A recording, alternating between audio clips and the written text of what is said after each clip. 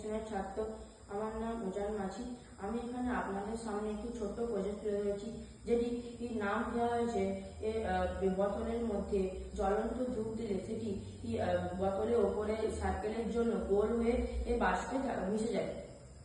তো চলুন আমি আপনাদের সামনে এই প্রজেক্টটি তুলে ধরতে চেয়েছি।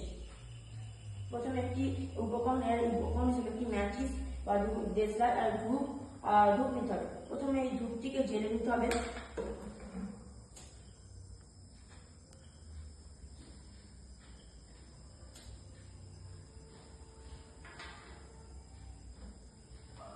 তারপরে এই ধূপটিকে এই বোতলের মধ্যে দিয়ে রাখতে হবে, যার ফলে এখানে অনেক ধোঁয়া জমা হচ্ছে বোতলের মধ্যে।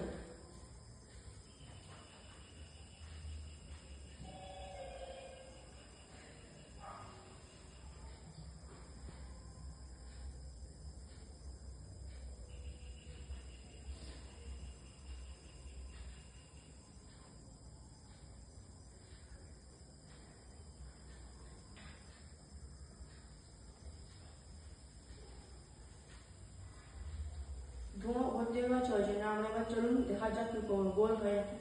প্রথমে তো বোতলটিকে চাপ প্রয়োগ করলে ধোঁয়া বেরোবে। প্রথমে তো প্রতিবার এরকম গোল হচ্ছে,